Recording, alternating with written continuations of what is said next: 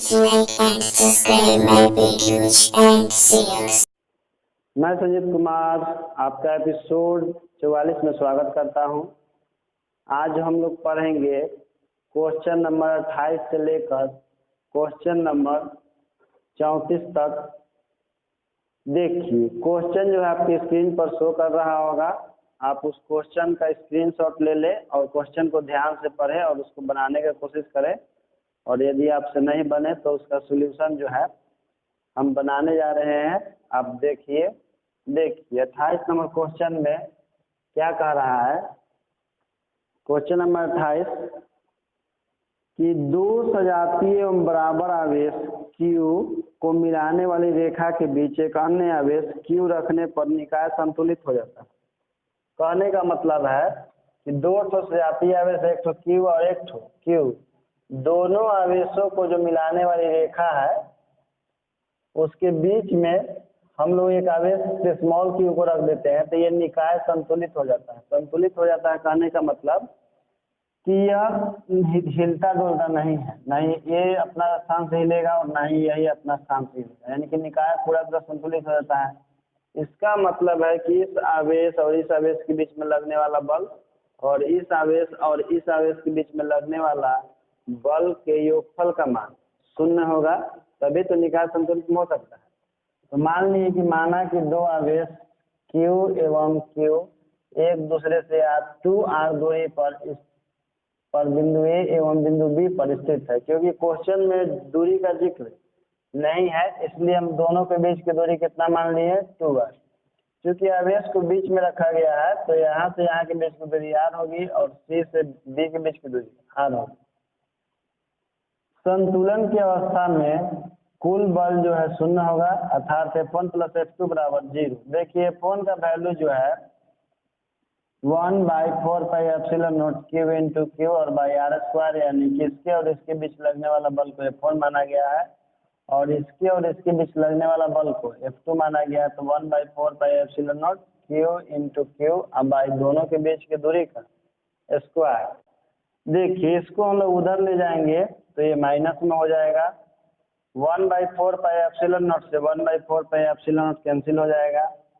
हम 2 का स्क्वायर 4 हो जाएगा कर देंगे तो, और r का स्क्वायर r²। देखिए कैपिटल Q से कैपिटल Q खत्म हो जाएगा, इधर r² से r² कैंसिल हो जाएगा तो यहाँ पर केवल Q बचेगा और यहाँ पर बचेगा आपका Q/4, लेकिन इसके पहले माइनस है तो -Q/4।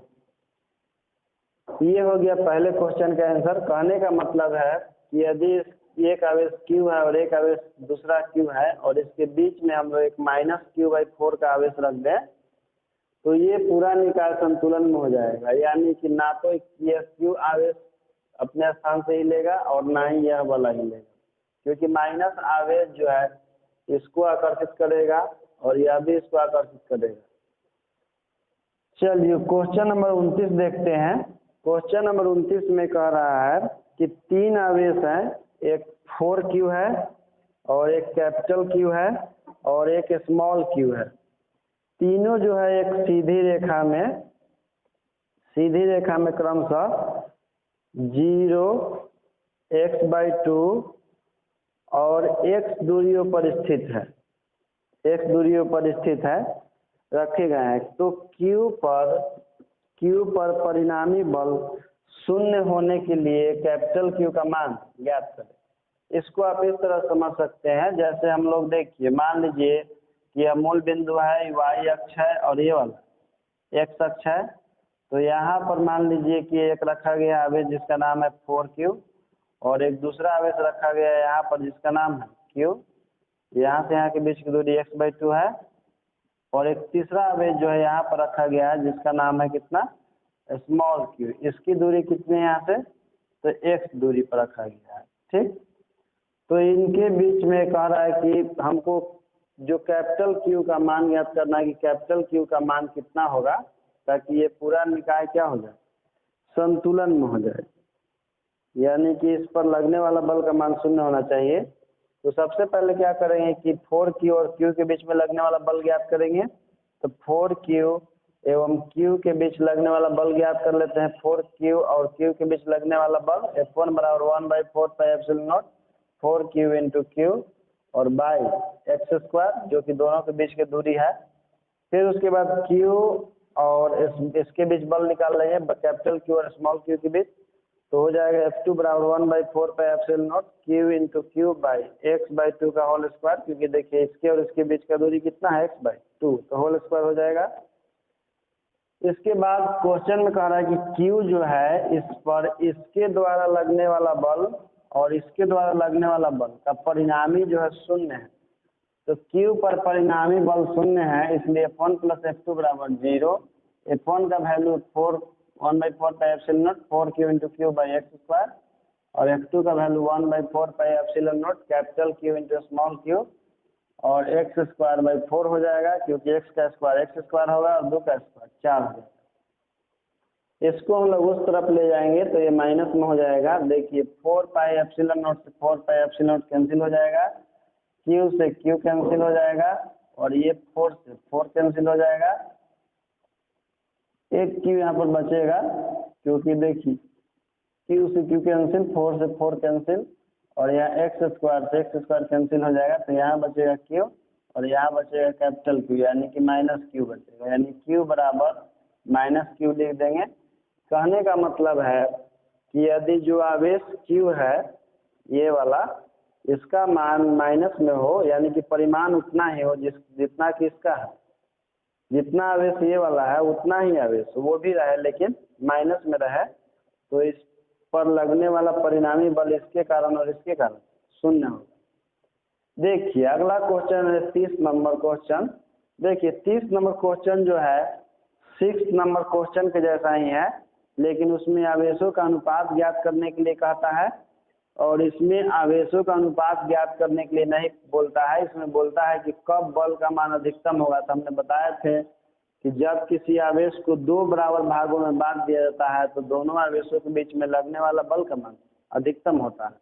तो हम तो आंसर जान गए हैं, लेकिन फिर भी बनाकर दिखाते हैं आपको। देखिए आवेश का पहला भाग Q1 बराबर Q और दूसरा भाग Q माइनस Q। Q1 और Q2 के बीच लगने वाला बल F बराबर 1/4 pi epsilon naught Q1 into Q2 by R square. Q1 का वैल्यू स्मॉल q और Q2 का वैल्यू Q माइनस Q, यहाँ लोग पुट कर देंगे। बल का मान अधिकतम होने के लिए बल का डिफरेंशिएशन आवेश के रिस्पेक्ट में 0 दिखाते हैं। इसके बाद F का वैल्यू रख देते हैं 1/4 pi epsilon naught Q into Q square by R square. देखिए चूंकि डिफरेंशिएशन हम लोग Q के रिस्पेक्ट में कर रहे हैं, तो Q वाला छोड़ करके जितना भी इसके साथ टर्म है वो सब कांस्टेंट होते हैं और उसको हम ब्रैकेट से बाहर निकाल देते हैं। तो 1/4 पाई एप्सिलॉन नॉट और 1/r स्क्वायर को बाहर निकाल देंगे, यहाँ पर बचेगा Q इंटू Q और Q स्क्वायर। इसको माइनस का साइन के साथ अलग अलग कर देंगे, इसको हम लोग उधर भेजते हैं तो वो 0 के साथ जाकर इंटू में 0 हो जाता है। अब देखिए Q इंटू डी क्यू, तो जिस तरह से dx बाई dx का वैल्यू 1 होता है उसी तरह से dq बाई dq का वैल्यू 1 होगा। और एक और फार्मूला जान लीजिए, जैसे हम लोग dx बाई dx बराबर 1 जानते हैं डिफरेंशिएशन से, उसी तरह से dx स्क्वायर बाई dx बराबर कितना होता है 2x होता है। तो देखिए dq square with respect to dq तो हो जाएगा 2q। ठीक इसी तरह से जैसे हम लोग डिफरेंशिएशन में जानते हैं। अब देखिए 2q को उधर ले जाएंगे तो कितना हो जाएगा 2q, तो q का वैल्यू निकालेंगे तो q बाई 2, यानी कि जब आवेश को 2 बराबर भागों में बांट दिया जाता है तो उनके बीच लगने वाला बल का मान अधिकतम हो जाता है। अगला क्वेश्चन है कि 2 ठो आवेशित गोले हैं जो एक दूसरे से 30 सेंटीमीटर की दूरी पर स्थित है और दोनों गोले धन आवेश से आवेशित हैं। दोनों गोले के बीच की दूरी 30 सेंटीमीटर। दूरी देखिए हमेशा गोला के केंद्र से लिया जाता है, यानी कि इस गोला के केंद्र से और इस गोला के केंद्र से। सतह से कभी भी दूरी न्यूमेरिकल बनाने में नहीं प्रयोग करते हैं, नहीं तो न्यूमेरिकल गलत हो जाएगा। दूरी हमेशा दो गोला के केंद्रों के बीच की ली जाती है। तो दूरी दिया हुआ 30 सेंटीमीटर, आवेश का मान दिया हुआ 2 × 10 के पावर -7 कूलम और Q2 बराबर 3 × 10 टू दी पावर -7 कूलम। पूछ रहा है कि दोनों के बीच में बल कितना लगेगा और बल की प्रकृति क्या होगी। तो बल की प्रकृति बराबर वाट, बल बराबर वाट। F बराबर 1/4 pi epsilon naught Q1 into Q2 by R square. 1/4 pi epsilon naught का वैल्यू रख देंगे 9 × 10 टू दी पावर 9 और Q1 का वैल्यू 2 × 10 के पावर -7 और Q2 का 3 × 10 के पावर -7। आर का वैल्यू जो है 3 × 10⁻⁻1 मीटर है। तो 3 का स्क्वायर 3 × 3 और 10⁻⁻1 का स्क्वायर 10⁻⁻2 हो जाएगा। इसके बाद देखिए क्या करते हैं हम लोग, 3 से 3 को कैंसिल कर देते हैं और 3 से 9 को कैंसिल कर देते हैं, तो बचता है 3 × 2 और ये आपका हो जाएगा 10⁻⁻5 और 10⁻⁻2 को जब हम ऊपर ले जाते हैं तो ये पॉजिटिव हो जाता है, तो घट के हो जाएगा 10⁻⁻3 न्यूटन। क्योंकि दोनों धन आवेश है तो दोनों के बीच में लगने वाला बल की प्रकृति प्रतिकर्षण होगी। इसके बाद 32 नंबर क्वेश्चन देखिए। 32 नंबर क्वेश्चन में यह कह रहा है कि ये कोई आवेशित गोला है जिस पर आवेश का मान 0.4 माइक्रोकूलम है और ये जो है इस पर, और एक दूसरा गोला है जिस पर आवेश का मान -0.8 माइक्रोकूलम है। जो गोला दूसरा गोला है या पहले गोले पर 0.2 न्यूटन का बल लगाता है, तो दोनों गोलों के बीच की हमको दूरी ज्ञात करनी है, यानी कि आर का मान ज्ञात करना है। तो Q1 बराबर 0.4 यानी कि 0.4 × 10⁻⁻6 कूलम। Q2 बराबर -0.8 माइक्रोकूलम है, लेकिन इसका मैग्नीट्यूड लेते हैं तो पॉजिटिव हो जाएगा और कूलम में बदलने के लिए 10⁻⁻6 से गुना कर देते हैं। बल का मान दिया हुआ 0.2 न्यूटन और दूरी का मान वाट। फार्मूला जानते हैं, इसमें 2 क्वेश्चन है। पहला तो दोनों के बीच का दूरी ज्ञात करना है और दूसरा ज्ञात करना है कि पहले गोले द्वारा दूसरे गोले पर कितना बल लगेगा। तो F बराबर 1/4 pi epsilon naught Q1 × Q2/r²। F का वैल्यू 0.2 न्यूटन है और 1/4 पाई एप्सिलॉन नॉट का 9 × 10⁹ Q1 का वैल्यू 0.4 × 10⁻⁻6, Q2 का वैल्यू 0.8 × 10⁻⁻6/r²। r² को यहाँ पर हम लोग इंटू में भेज देंगे और 0.2 को नीचे भेज देते हैं। उसके बाद देखिए क्या करते हैं हम लोग कि पॉइंट कैंसिल हो जाएगा, तो यहाँ पर बचेगा 8/2। तो 8 से हम लोग काट देंगे इसको कितना बार में, 4 बार में डिवाइड कर देंगे। तो यहाँ पर 9 और 0.4 का हम लोग यहाँ से पॉइंट हटाएंगे तो नीचे 10 लिख सकते हैं, क्योंकि ये तो कैंसिल हो गया ना, तो ये तो 4 हो गया। तो जी इसको पॉइंट को हटाएंगे तो नीचे 10 लिखेंगे, तो 9 × 4 × 4 और 12 में से 9 घटेगा तो 10⁻⁻3। इसको हम ऊपर ले जाएंगे तो पावर जो है -1 हो जाएगा। -3 - 1 कितना हो जाएगा, 10⁻⁻4। इधर से स्क्वायर हटाएंगे तो इधर रूट चढ़ेगा, तो 9 का वर्गमूल 3 होता है और 4 × 4 का 4 हो जाएगा। 10⁻⁻4 का 10⁻⁻2 हो जाता है। इतना मीटर में होगा, लेकिन मीटर को हम लोग सेंटीमीटर में बदलने के लिए क्या करते हैं, 100 से गुना करते हैं। 100 मतलब 10⁻2 से, तो 10⁻−2 और 10⁻+2 मिलकर 10⁻0 हो जाता है। 10⁻0 का वैल्यू 1 होता है और 1 × 12 बराबर 10 के, यानी कि 12 सेंटीमीटर हो जाएगा। जब इसको मीटर को सेंटीमीटर में बदलेंगे तब। देखिए क्वेश्चन में कह रहा था कि जो बी गोला है यानी कि 0.8 माइक्रोकूलम से आवेशित गोला, यह इस पर इतना बल लगाता है, तो यह गोला भी उस पर उतना ही बल लगाएगा, क्योंकि 2 आवेशित गोले या 2 आवेश एक दूसरे पर परस्पर बराबर बल लगाते हैं, लेकिन बल की दिशा एक दूसरे के विपरीत होती है। तो दूसरे गोले पर पहले गोले के कारण 0.2 न्यूटन का ही बल लगेगा, लेकिन बल की दिशा विपरीत होगी। कहने का मतलब है कि इस पर जो बल लग रहा है ये भी कितना होगा, 0.2 न्यूटन होगा, लेकिन देखिए दोनों बल की दिशा विपरीत है। इसके बाद देखिए क्वेश्चन नंबर 33 में यह कहा जा रहा है कि E² 4 pi epsilon not G × MA × MP का जो बीमा है, दिखाना है कि यह एक बीमाहीन राशि है। तो हम लोग एक तो इसको डायरेक्ट बता सकते हैं कि देखिए एक्चुअल में क्या होता है, एक्चुअल में होता है आपका E × A 4 pi epsilon not, यानी कि हम लोग इसको लिख सकते हैं 1/4 पाई एप्सिलॉन नॉट और E × E और बाय r²। इसका भी वैल्यू कुछ इस तरह से होता है, जो हम लोग, ये तो हो गया विद्युत बल का मान, और ये गुरुत्वाकर्षण बल का मान तो ये भी r² होता है। तो वही r² से r² कैंसिल होकर के इतना बचता है, यानी कि कहा जाए तो दोनों बल का ही अनुपात है। और हम जानते हैं कि बल, चूंकि यह विद्युत बल है और यह गुरुत्वाकर्षण बल है तो दोनों ही बल है, और दो समान राशियों के अनुपात का बीमा क्या होता है? बीमाहीन होता है। तो एक तो हम डायरेक्ट जान गए कि ये बीमाहीन राशि है, क्योंकि ये दो समान बलों का अनुपात होता है, विद्युत बल और गुरुत्वाकर्षण बल। लेकिन हम इसको डायमेंशन में से प्रूफ करते हैं कि बल का मान शून्य कैसे। देखिए ई जो है इलेक्ट्रॉन का आवेश होता है, और इलेक्ट्रॉन के डायमेंशन, आवेश का डायमेंशन 80 होता है, 80 का स्क्वायर। और 4 पाई का तो कोई डायमेंशन नहीं होता है क्योंकि कांस्टेंट है, लेकिन एप्सिलॉन नॉट का डायमेंशन होता है m inverse L inverse 3 a square t के पावर 4, जिसको हमने आपको माल्ट -1 2 3 4 से याद करवाया था। तो हम लोग एप्सिलॉन नॉट को बीमा को रख देंगे, और g जो है ये गुरुत्वाकर्षण नियतांक है, इसका बीमा हम लोग निकाल लेते हैं इसके फार्मूले से, जो होता है G/m/m आर स्क्वायर से। तो जी का बीमा हो जाता है F/r स्क्वायर, और m बल का बीमा हो जाता है आपका m/L इनवर्स 2, और दूरी का हो जाता है L स्क्वायर, और मास का m हो जाता है। तो उसी से देखिए m एक कैंसिल हो जाता है, m ऊपर जाएगा तो m इनवर्स और L³ और T इनवर्स 2, जो कि मैंने रख दिया है। मास ऑफ इलेक्ट्रॉन है तो मास ही, वो अलग बात है कि इलेक्ट्रॉन का मास है। मास ऑफ इलेक्ट्रॉन का भी डायमेंशन m होगा, मास ऑफ प्रोटॉन का भी डायमेंशन m। इसके बाद देखिए क्या करते हैं हम लोग, सबका डायमेंशन पुट कर दिए हैं, a स्क्वायर t स्क्वायर, और ये हो जाएगा आपका m inverse L inverse 3 a square t के पावर 4। और इसका देखिए यहाँ पर m के पावर 1 होता है पॉजिटिव, और यहाँ पर भी m के पावर 1 होता है। m के पावर 1 और m के पावर 1 ये तो कैंसिल हो जाएगा आपका, तो यहाँ पर केवल m बचता है, यहाँ पर केवल m बचेगा नीचे में। तो m L³ T इनवर्स 2। देखिए इसको ऊपर ले जाइए, a स्क्वायर t स्क्वायर, तो m इनवर्स को ऊपर ले जाएंगे तो पॉजिटिव, L³ को ले जाएंगे तो पॉजिटिव, a स्क्वायर को ले जाएंगे तो नेगेटिव, t के पावर 4 को ले जाएंगे तो नेगेटिव।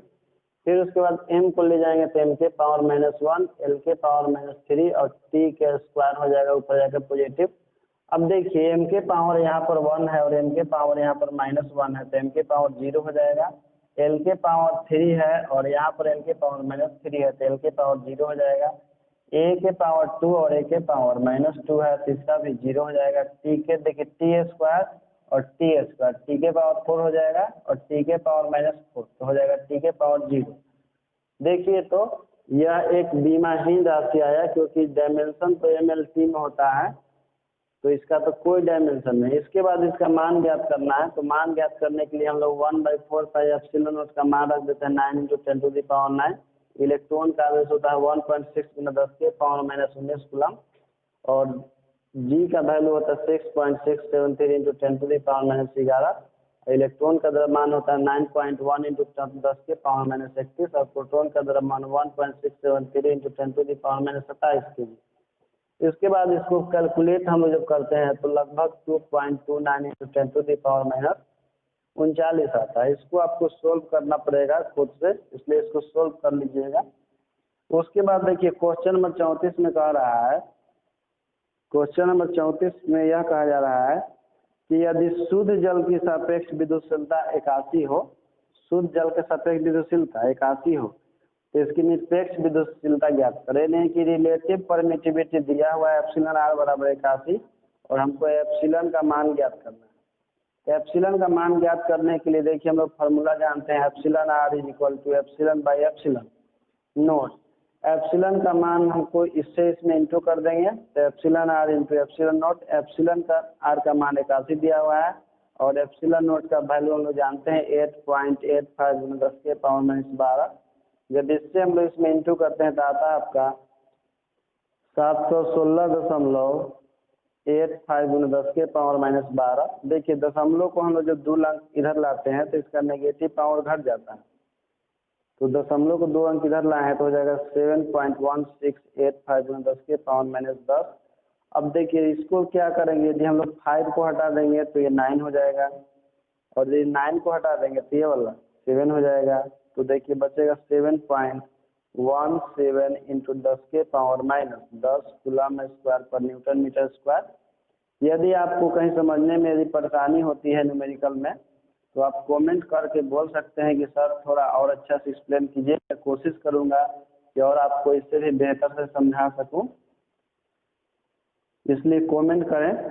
तो इस वीडियो में इतना ही, इसके बाद हम लोग अगला वीडियो में मिलते हैं।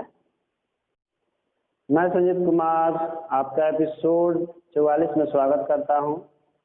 आज हम लोग पढ़ेंगे क्वेश्चन नंबर 28 से लेकर क्वेश्चन नंबर 34 तक। देखिए क्वेश्चन जो है आपकी स्क्रीन पर शो कर रहा होगा, आप उस क्वेश्चन का स्क्रीनशॉट ले लें और क्वेश्चन को ध्यान से पढ़ें और उसको बनाने की कोशिश करें। और यदि आपसे नहीं बने तो उसका सॉल्यूशन जो है हम बनाने जा रहे हैं। आप देखिए 28 नंबर क्वेश्चन में क्या कह रहा है। क्वेश्चन नंबर 28 कि दो सजातीय एवं बराबर आवेश Q को मिलाने वाली रेखा के बीच एक अन्य आवेश Q रखने पर निकाय संतुलित हो जाता है। कहने का मतलब है कि दो ठो सजातीय आवेश, एक ठो Q और एक ठो Q, दोनों आवेशों को जो मिलाने वाली रेखा है उसके बीच में हम लोग एक आवेश से स्मॉल Q को रख देते हैं तो ये निकाय संतुलित हो जाता है। संतुलित हो जाता है कहने का मतलब कि यह हिलता डुलता नहीं है, नहीं ये अपना स्थान से हिलेगा और ना ही यही अपना स्थान से हिलेगा, यानी कि निकाय पूरा तरह संतुलित हो जाता है। इसका मतलब है कि इस आवेश और इस आवेश के बीच में लगने वाला बल और इस आवेश और इस आवेश के बीच में लगने वाला बल के योगफल का मान शून्य होगा, तभी तो निकाय संतुलित हो सकता है। तो मान लीजिए कि माना कि दो आवेश Q एवं Q एक दूसरे से 2r दूरी पर बिंदु A एवं बिंदु B पर स्थित है। क्योंकि क्वेश्चन में दूरी का जिक्र नहीं है इसलिए हम दोनों के बीच की दूरी कितना मान लिए 2r। क्योंकि आवेश को बीच में रखा गया है तो यहाँ से यहाँ के बीच की दूरी r होगी और C से B के बीच की दूरी r होगी। संतुलन की अवस्था में कुल बल जो है शून्य होगा, अर्थात F1 + F2 = 0। देखिए F1 का वैल्यू जो है 1/4πε0 Q × Q और r², यानी कि इसके और इसके बीच लगने वाला बल को F1 माना गया है और इसके और इसके बीच लगने वाला बल को F2 माना गया है। तो 1/4πε0 Q × Q अब दोनों के बीच की दूरी का स्क्वायर। देखिए इसको हम लोग उधर ले जाएंगे तो ये माइनस में हो जाएगा। 1/4πε0 से 1/4πε0 कैंसिल हो जाएगा। हम 2 का स्क्वायर 4 हो जाएगा कर देंगे तो, और r का स्क्वायर r²। देखिए कैपिटल Q से कैपिटल Q खत्म हो जाएगा, इधर r² से r² कैंसिल हो जाएगा तो यहाँ पर केवल Q बचेगा और यहाँ पर बचेगा आपका Q/4, लेकिन इसके पहले माइनस है तो -Q/4। ये हो गया पहले क्वेश्चन का आंसर। कहने का मतलब है कि यदि एक आवेश Q है और एक आवेश दूसरा Q है और इसके बीच में हम लोग एक -Q/4 का आवेश रख दें तो ये पूरा निकाय संतुलन में हो जाएगा। यानी कि ना तो यह Q आवेश अपने स्थान से हिलेगा और ना ही यह वाला हिलेगा, क्योंकि माइनस आवेश जो है इसको आकर्षित करेगा और यह भी इसको आकर्षित करेगा। चलिए क्वेश्चन नंबर 29 देखते हैं। क्वेश्चन नंबर 29 में कह रहा है कि 3 आवेश हैं, एक 4Q है और एक कैपिटल Q है और एक स्मॉल Q है। तीनों जो है एक सीधी रेखा में क्रमशः 0, x/2 और x दूरियों पर स्थित है रखे गए हैं। तो Q पर परिणामी बल शून्य होने के लिए कैपिटल Q का मान ज्ञात करें। इसको आप इस तरह समझ सकते हैं, जैसे हम लोग देखिए मान लीजिए कि यह मूल बिंदु है, y अक्ष है और ये वाला x अक्ष है। तो यहाँ पर मान लीजिए कि एक रखा गया आवेश जिसका नाम है 4Q और एक दूसरा आवेश रखा गया है यहाँ पर जिसका नाम है Q। यहाँ से यहाँ के बीच की दूरी x/2 है और एक तीसरा आवेश जो है यहाँ पर रखा गया है जिसका नाम है कितना स्मॉल Q। इसकी दूरी कितनी है यहाँ से तो x दूरी पर रखा गया है। ठीक, तो इनके बीच में कह रहा है कि हमको जो कैपिटल Q का मान ज्ञात करना है कि कैपिटल Q का मान कितना होगा ताकि ये पूरा निकाय क्या हो जाए संतुलन में हो जाए, यानी कि इस पर लगने वाला बल का मान शून्य होना चाहिए। तो सबसे पहले क्या करेंगे कि 4Q और Q के बीच में लगने वाला बल ज्ञात करेंगे। तो 4Q एवं Q के बीच लगने वाला बल ज्ञात कर लेते हैं। 4Q और Q के बीच लगने वाला बल F1 बराबर 1/4 pi epsilon not 4Q into Q और बाई एक्स स्क्वायर जो कि दोनों के बीच की दूरी है। फिर उसके बाद Q और इसके बीच बल निकाल लेंगे कैपिटल Q और स्मॉल q के बीच, तो हो जाएगा F2 बराबर 1/4 pi epsilon naught Q into Q by x/2 का होल स्क्वायर, क्योंकि देखिए इसके और इसके बीच का दूरी कितना है x/2, तो होल स्क्वायर हो जाएगा। इसके बाद क्वेश्चन में कह रहा है कि Q जो है इस पर इसके द्वारा लगने वाला बल और इसके द्वारा लगने वाला बल का परिणामी जो है शून्य है, तो Q पर परिणामी बल शून्य है, इसलिए F1 प्लस F2 बराबर 0। F1 का value 1/4 pi epsilon not 4Q into Q by x square और F2 का value 1/4 pi epsilon not capital Q into small q और एक्स स्क्वायर बाई 4 हो जाएगा, क्योंकि x का स्क्वायर x स्क्वायर होगा और 2 का स्क्वायर 4 हो जाएगा। इसको हम लोग उस तरफ ले जाएंगे तो ये माइनस में हो जाएगा। देखिए 4 पाई एप्सिलॉन नॉट से 4 पाई एप्सिलॉन नॉट कैंसिल हो जाएगा, Q से Q कैंसिल हो जाएगा और ये 4 से 4 कैंसिल हो जाएगा। एक Q यहाँ पर बचेगा, क्योंकि देखिए Q से Q कैंसिल, 4 से 4 कैंसिल और यहाँ एक्स स्क्वायर से एक्स स्क्वायर कैंसिल हो जाएगा, तो यहाँ बचेगा Q और यहाँ बचेगा कैपिटल Q यानी कि माइनस Q बचेगा, यानी Q बराबर माइनस Q लिख देंगे। कहने का मतलब है कि यदि जो आवेश Q है ये वाला, इसका मान माइनस में हो, यानी कि परिमाण उतना ही हो जितना कि इसका है, जितना आवेश ये वाला है उतना ही आवेश वो भी रहे लेकिन माइनस में रहे, तो इस पर लगने वाला परिणामी बल इसके कारण और इसके कारण शून्य होगा। देखिए अगला क्वेश्चन है 30 नंबर क्वेश्चन। देखिए 30 नंबर क्वेश्चन जो है 6 नंबर क्वेश्चन के जैसा ही है, लेकिन उसमें आवेशों का अनुपात ज्ञात करने के लिए कहता है और इसमें आवेशों का अनुपात ज्ञात करने के लिए नहीं बोलता है, इसमें बोलता है कि कब बल का मान अधिकतम होगा। तो हमने बताया थे कि जब किसी आवेश को 2 बराबर भागों में बांट दिया जाता है तो दोनों आवेशों के बीच में लगने वाला बल का मान अधिकतम होता है। तो हम तो आंसर जान गए हैं, लेकिन फिर भी बनाकर दिखाते हैं आपको।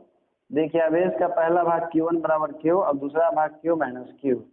Q1 और Q2 के बीच लगने वाला बल F बराबर 1/4 pi epsilon naught Q1 into Q2 by R square. Q1 का वैल्यू स्मॉल q और Q2 का वैल्यू Q माइनस Q, यहाँ हम लोग पुट कर देंगे। बल का मान अधिकतम होने के लिए बल का डिफरेंशिएशन आवेश के रिस्पेक्ट में 0 दिखाते हैं। इसके बाद F का वैल्यू रख देते हैं 1/4 pi epsilon naught Q into Q square by R square. देखिए चूंकि डिफरेंशिएशन हम लोग Q के रिस्पेक्ट में कर रहे हैं, तो Q वाला छोड़ करके जितने भी इसके साथ टर्म है वो सब कांस्टेंट होते हैं और उसको हम ब्रैकेट से बाहर निकाल देते हैं। तो 1/4 पाई एप्सिलॉन नॉट और 1/r स्क्वायर को बाहर निकाल देंगे। यहाँ पर बचेगा Q इंटू Q और Q स्क्वायर, इसको माइनस का साइन के साथ अलग अलग कर देंगे। इसको हम लोग उधर भेजते हैं तो वो 0 के साथ जाकर इंटू में 0 हो जाता है। अब देखिए Q इंटू डी क्यू, तो जिस तरह से dx बाई dx का वैल्यू 1 होता है उसी तरह से dq बाई dq का वैल्यू 1 होगा। और एक और फार्मूला जान लीजिए, जैसे हम लोग dx बाई dx बराबर 1 जानते हैं डिफरेंशिएशन से, उसी तरह से dx स्क्वायर बाई dx बराबर कितना होता है 2x होता है। तो देखिए D Q square with respect to D Q तो हो जाएगा 2q।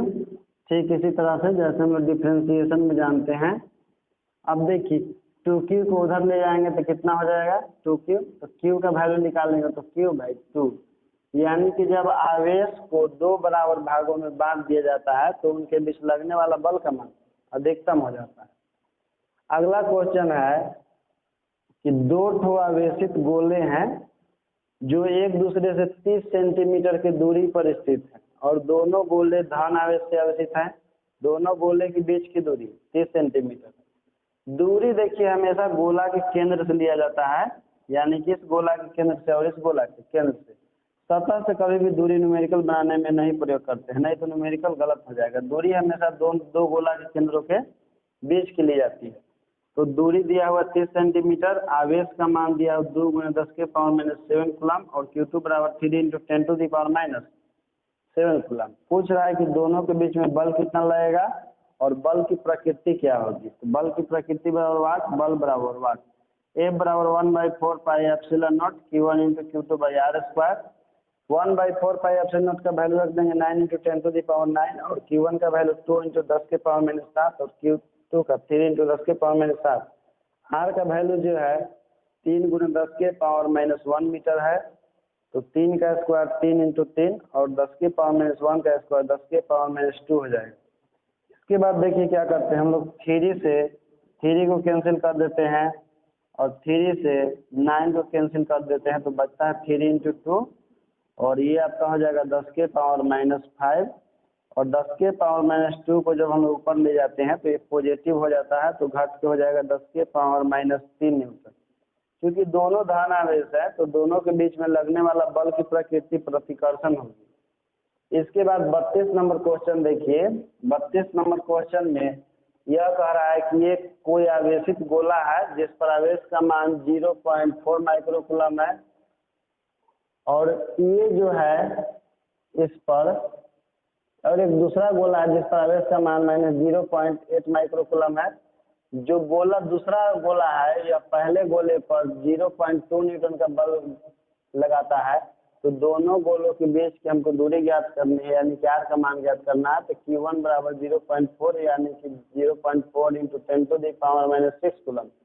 Q2 बराबर -0.8 माइक्रोकूलम है, लेकिन इसका मैग्नीट्यूड लेते हैं तो पॉजिटिव हो जाएगा और कूलम में बदलने के लिए 10⁻⁻6 से गुना कर देते हैं। बल का मान दिया हुआ 0.2 न्यूटन और दूरी का मान वाट। फार्मूला जानते हैं, इसमें 2 क्वेश्चन है। पहला तो दोनों के बीच का दूरी ज्ञात करना है और दूसरा ज्ञात करना है कि पहले गोले द्वारा दूसरे गोले पर कितना बल लगेगा।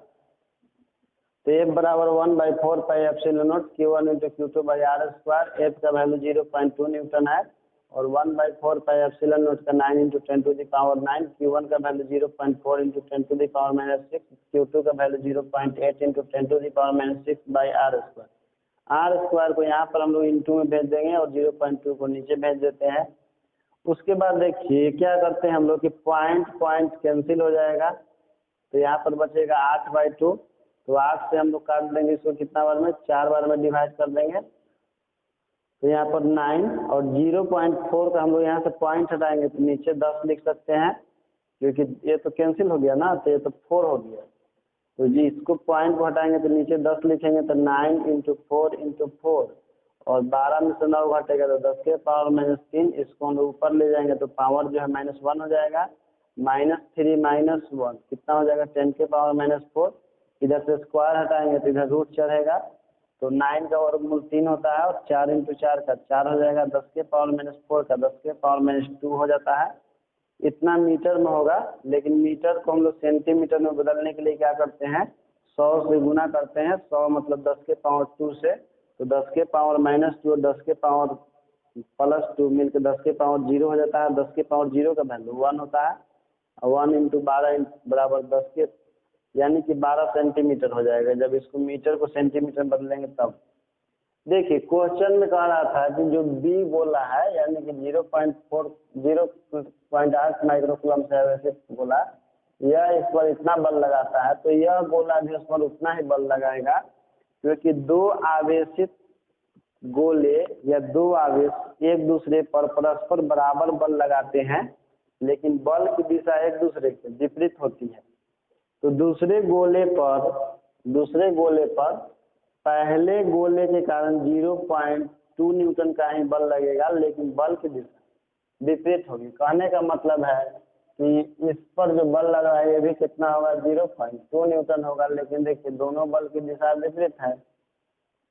इसके बाद देखिए क्वेश्चन नंबर 33 में, क्वेश्चन नंबर 33 में यह कहा जा रहा है कि E²/4 pi epsilon not G into MA into MP का जो बीमा है, दिखाना है कि यह एक बीमा ही राशि है। तो हम लोग एक तो इसको डायरेक्ट बता सकते हैं कि देखिए एक्चुअल में क्या होता है, एक्चुअल में होता है आपका E into A 4 pi epsilon not, यानी कि हम लोग इसको लिख सकते हैं 1/4 पाई एप्सिलॉन नॉट और E इंटू ए और बाई R स्क्वायर। इसका भी वैल्यू कुछ इस तरह से होता है, जो हम लोग, ये तो हो गया विद्युत बल का मान, और यदि गुरुत्वाकर्षण बल का मान तो ये भी R² होता है। तो वही R² से R² कैंसिल होकर के इतना बचता है, यानी कि कहा जाए तो दोनों बल का ही अनुपात है। और हम जानते हैं कि बल क्योंकि यह विद्युत बल है और यह गुरुत्वाकर्षण बल है तो दोनों ही बल है। और दो समान राशियों के अनुपात का बीमा क्या होता है? बीमाहीन होता है। तो एक तो हम लोग डायरेक्ट जान गए कि ये बीमाहीन राशि है क्योंकि ये दो समान बलों का अनुपात होता है, विद्युत बल और गुरुत्वाकर्षण बल। लेकिन हम इसको डायमेंशन में से प्रूफ करते हैं कि बल का मान शून्य कैसे। देखिए ई जो है इलेक्ट्रॉन का आवेश होता है और इलेक्ट्रॉन के डायमेंशन, आवेश का डायमेंशन 80 होता है, 80 का स्क्वायर। और 4 पाई का तो कोई डायमेंशन नहीं होता है क्योंकि कांस्टेंट है, लेकिन एप्सिलॉन नॉट का डायमेंशन होता है m inverse L inverse 3 a square t के पावर 4, जिसको हमने आपको माल्ट -1 2 3 4 से याद करवाया था। तो हम लोग एप्सिलॉन नॉट को बीमा को रख देंगे और g जो है ये गुरुत्वाकर्षण नियतांक है, इसका बीमा हम लोग निकाल लेते हैं इसके फार्मूले से, जो होता है G r स्क्वायर से। तो g का बीमा हो जाता है F r स्क्वायर और m बल का बीमा हो जाता है आपका m L3 इनवर्स 2 और दूरी का हो जाता है L स्क्वायर और मास का m हो जाता है। तो उसी से देखिए m एक कैंसिल हो जाता है, m ऊपर जाएगा तो m इनवर्स और L3 और T इनवर्स 2 जो कि मैंने रख दिया है। मास ऑफ इलेक्ट्रॉन है तो मास ही, वो अलग बात है कि इलेक्ट्रॉन का मास है। मास ऑफ इलेक्ट्रॉन का भी डायमेंशन m होगा, मास ऑफ प्रोटॉन का भी डायमेंशन m। इसके बाद देखिए क्या करते हैं हम लोग, सबका डायमेंशन पुट कर दिए हैं a स्क्वायर t स्क्वायर और ये हो जाएगा आपका m inverse L inverse 3 a square t के पावर 4। और इसका देखिए यहाँ पर m के पावर 1 होता है पॉजिटिव और यहाँ पर भी m के पावर 1 होता है। m के पावर 1 और m के पावर 1 ये तो कैंसिल हो जाएगा आपका, तो यहाँ पर केवल m बचता है, यहाँ पर केवल m बचेगा नीचे में। तो m L3 T इनवर्स 2। देखिए इसको ऊपर ले जाइए, a स्क्वायर t स्क्वायर तो m इनवर्स को ऊपर ले जाएंगे तो पॉजिटिव, L3 को ले जाएंगे तो पॉजिटिव, a स्क्वायर को ले जाएंगे तो नेगेटिव, t के पावर 4 को ले जाएंगे तो नेगेटिव। फिर उसके बाद m को ले जाएंगे तो m के पावर -1, L के पावर -3 और t के स्क्वायर हो जाएगा ऊपर जाकर पॉजिटिव। अब देखिए m के पावर यहाँ पर 1 है और m के पावर यहाँ पर -1 है तो m के पावर 0 हो जाएगा। L के पावर 3 है और यहाँ पर L के पावर -3 है तो L के पावर 0 हो जाएगा। A के पावर 2 और A के पावर -2 है तो इसका भी 0 हो जाएगा। T के देखिए t स्क्वायर और t स्क्वायर, t के पावर 4 हो जाएगा और t के पावर -4 तो हो जाएगा t के पावर 0। देखिए तो यह एक बीमाहीन राशि आया क्योंकि डायमेंशन तो MLT में होता है, तो इसका तो कोई डायमेंशन नहीं। इसके बाद इसका मान ज्ञात करना है, तो मान ज्ञात करने के लिए हम लोग 1/4 पाई एप्सिलॉन नॉट का मान रख देते हैं 9 × 10⁻⁹। इलेक्ट्रॉन का आवेश होता है 1.6 × 10 के पावर -19 कूलम और g का वैल्यू होता है 6.673 × 10⁻⁻11। इलेक्ट्रॉन का द्रव्यमान होता है 9.1 × 10 के पावर -31 और प्रोटॉन का द्रव्यमान 1.673 × 10⁻27 के जी। इसके बाद इसको कैलकुलेट हम जब करते हैं तो लगभग 2.29 × 10⁻39 आता है। इसको आपको सोल्व करना पड़ेगा खुद से, इसलिए इसको सोल्व कर लीजिएगा। उसके बाद देखिए क्वेश्चन नंबर 34 में कह रहा है, क्वेश्चन नंबर 34 में यह कहा जा रहा है कि यदि शुद्ध जल की सापेक्ष विद्युतशीलता 81 हो, शुद्ध जल के सापेक्ष विद्युतशीलता 81 हो तो इसकी निरपेक्ष विद्युतशीलता ज्ञात करें। नहीं कि रिलेटिव परमिटिविटी दिया हुआ है एप्सिलॉन r बराबर 81 और हमको एप्सिलॉन का मान ज्ञात करना है। एप्सिलॉन का मान ज्ञात करने के लिए देखिए हम लोग फार्मूला जानते हैं, epsilon r = epsilon by epsilon not. Epsilon का मान हमको इससे इसमें इंटू कर देंगे तो epsilon r × epsilon not. Epsilon का r का मान 81 दिया हुआ है और एप्सिलॉन नॉट का वैल्यू हम लोग जानते हैं 8.85 × 10 के पावर -12। जब इससे हम लोग इसमें इंटू करते हैं तो आता है आपका 716.85 × 10 के पावर -12। देखिए दशमलव को हम लोग जब 2 अंक इधर लाते हैं तो इसका नेगेटिव पावर घट जाता है, तो दशमलव को 2 अंक इधर लाए हैं तो हो जाएगा 7.1685 × 10 के पावर -10। अब देखिए इसको क्या करेंगे, यदि हम लोग 5 को हटा देंगे तो ये 9 हो जाएगा और यदि 9 को हटा देंगे तो ये वाला 7 हो जाएगा। तो देखिए बचेगा 7.17 × 10 के पावर -10 कूलम स्क्वायर पर न्यूटन मीटर स्क्वायर। यदि आपको कहीं समझने में यदि परेशानी होती है न्यूमेरिकल में तो आप कमेंट करके बोल सकते हैं कि सर थोड़ा और अच्छा से एक्सप्लेन कीजिए। मैं कोशिश करूंगा कि और आपको इससे भी बेहतर से समझा सकूं, इसलिए कमेंट करें। तो इस वीडियो में इतना ही, इसके बाद हम लोग अगला वीडियो में मिलते हैं।